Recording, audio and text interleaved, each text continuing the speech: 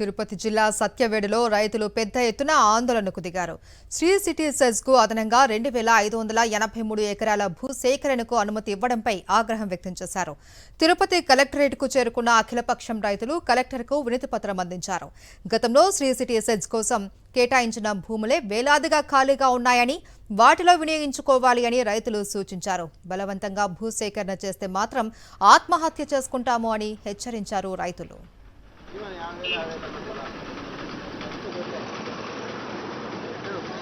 గ్రామాల రైతులు దాదాపు 150 మంది కలెక్టర్ గారికి అంటే మా గ్రామాలలో భూసేకరణ కొరకు జీవో ఇవ్వటం జరిగింది. ల్యాండ్ అక్విజిషన్ 2500 ఎకరాలు తీసుకోవాలనేది.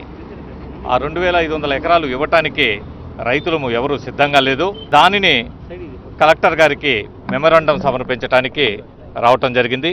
ఎందుకంటే గతంలో మేము సెజ్కి దాదాపు 7250 ఎకరాలు తీసుకోవటం జరిగింది.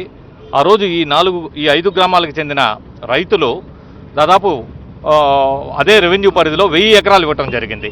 ఆయనను ఆ రోజు 2007లో ఇచ్చినప్పుడు మేము ఈ 5 గ్రామాలు కూడా అప్పుడు భూసేకరణలో కూడా భూములు ఇవ్వమనేసి మేము క్లియర్ కట్గా నిరసన వ్యక్తం చేయటం జరిగింది. కోర్టును ఆశ్రయించడం జరిగింది. దాంతో ఆశ్రయించడంతో ఈ నోటిఫికేషన్ నుంచి తప్పించడం జరిగింది. ఏపీఐసిసి ద్వారా 7500 ఎకరాలు భూసేకరణ ద్వారా శ్రీ సిటీకి ఇవ్వడము జరిగింది. ఆ రోజుల్లో రైతులు కొద్దిపాటి సమస్యలు మాత్రమే సృష్టించినారు రేట్ల విషయంలో. వాటిల్లో అప్పుడు అందరు రైతులు సహకరించినారు.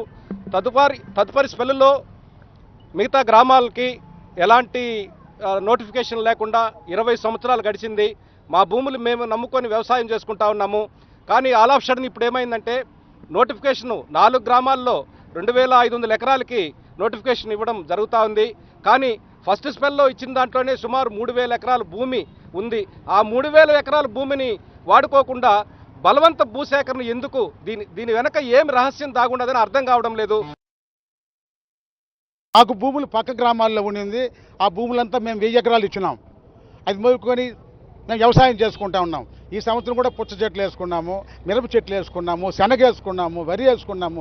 రైతులు బ్రహ్మాండంగా ఉన్నాం. ఉండే భూమిని మళ్ళీ పెరుక్కోవాలని వాళ్ళు దౌర్జన్యం చేస్తున్నారు. భూములు మాత్రం ఎట్టి పరిస్థితుల్లో ఇవ్వం. ప్రాణాలైనా ఇచ్చేదానికి సిద్ధంగా ఉన్నాం, కానీ భూములు మాత్రం ఇవ్వం. ఇది మా రైతుల నిర్ణయం.